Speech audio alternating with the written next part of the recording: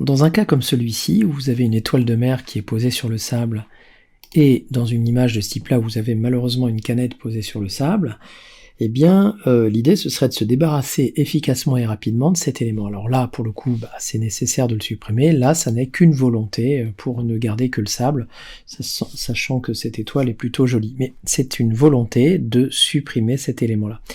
Alors, certes, des outils classiques comme le lasso me permettraient de sélectionner une zone, ici.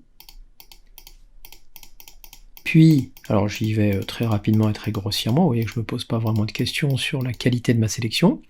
Puis, avec des outils de type tampon, je pourrais évidemment m'atteler, et là j'en ai pour un moment, à mettre de la matière à la place de l'étoile de mer.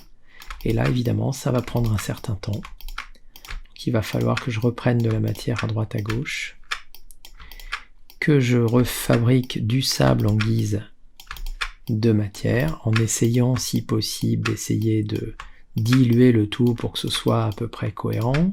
Oui, donc il y a quand même un gros boulot de préparation, un gros boulot de nettoyage, et tout ça va se faire avec un temps passé qui est quand même relativement important. Bon, avec évidemment, si j'avais envie de le faire mieux, je passerai du temps, mais vous allez vous ennuyer au bout d'un moment. Donc, j'annule tout ça, et je vais plutôt essayer autre chose. Je vais sélectionner l'étoile de mer à nouveau avec l'outil lasso.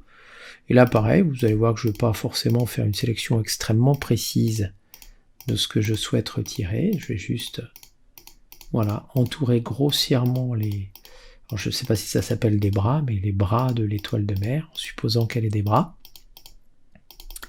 Voilà. Et je vais tout simplement appuyer sur la touche d'effacement de mon clavier ou demander « Édition, remplir ».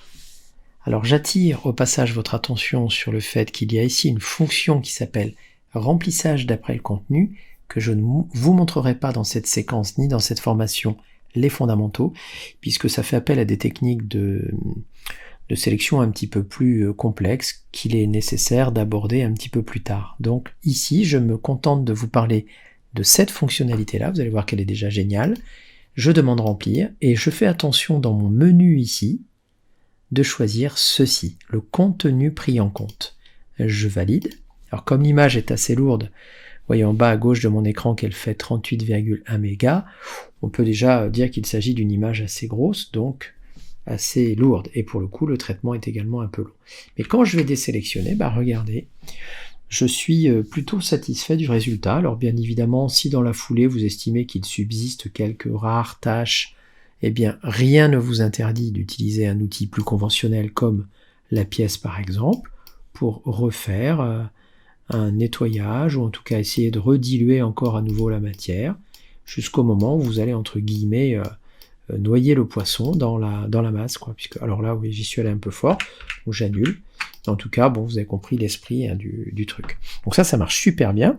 Et pour vous montrer que ça marche encore mieux sur des zones plus petites, là j'y suis allé un peu fort. L'étoile de mer occupe une grosse partie de mon image. J'étais pas sûr que ça allait fonctionner. Bon, il se trouve que ça fonctionne plutôt bien. Et là, ça va carrément très bien marcher normalement, puisque cette canette ne représente pas une partie énorme de la photo. Donc je vais l'entourer à nouveau avec un outil de type lasso, comme ceci. Ouais, je n'ai pas spécialement besoin d'être précis. Je vais dans édition remplir, demander contenu pris en compte, valider, attendre un petit peu que ça se passe, et normalement obtenir un résultat. Alors, c'est pas mal, c'est pas parfait, on s'aperçoit quand même qu'il y a peut-être des petites zones ici résiduelles qu'il faudra renettoyer, mais dans l'esprit, j'ai globalement dégrossi, en tout cas, le travail de suppression et de retouche. Donc voilà, il est toujours possible derrière d'affiner avec d'autres outils. Voilà, donc cet outil est extrêmement simple, basique. Utilisez-le quand vous avez besoin de nettoyer une surface assez rapidement et qui est assez large, que des outils comme le correcteur localisé n'auraient peut-être pas pu gérer parce que la surface était trop grande. Donc j'essaie de nettoyer dans un premier temps la surface assez large, et puis après, libre à vous d'affiner un petit peu avec des outils qu'on a vus précédemment.